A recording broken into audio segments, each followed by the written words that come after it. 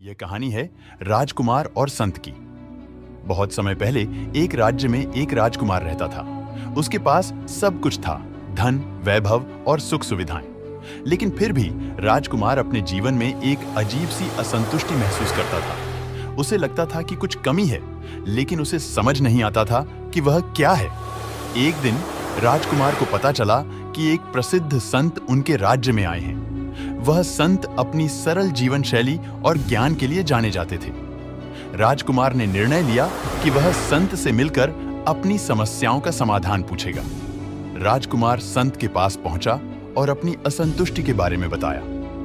संत ने मुस्कुराते हुए राजकुमार को एक काम करने को कहा। उन्होंने राजकुमार से कहा, जाओ और एक ऐसा व्यक्ति ढूंढो जो पूरी तरह से खुश और संतुष्ट हो।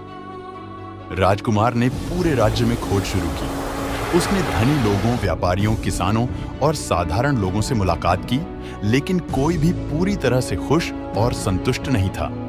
कुछ दिन बाद थक हार कर राजकुमार वापस संत के पास गया और कहा, मैंने पूरे राज्य में खोज की, लेकिन कोई भी व्यक्ति पूरी तरह से संतुष्ट नहीं मिला।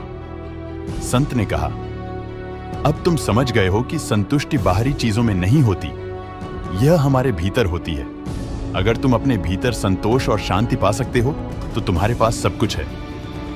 राजकुमार ने संत की बातों पर गहराई से विचार किया और महसूस किया कि उसकी असली समस्या बाहरी चीजों में नहीं थी, बल्कि उसके मन की असंतोष की भावना में थी।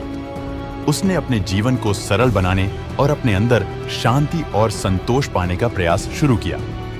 समय के साथ राजकुमार ने आंतरिक शांति और संतुष्टि प्राप्त कर ली। वह जान गया कि असली सुख और संतोष हमारे भीतर ही होता है। उसने संत के मार्गदर्शन में अपने राज्य का संचालन किया और अपने प्रजाजनों को भी आंतरिक शांति और संतोष का महत्व समझाया।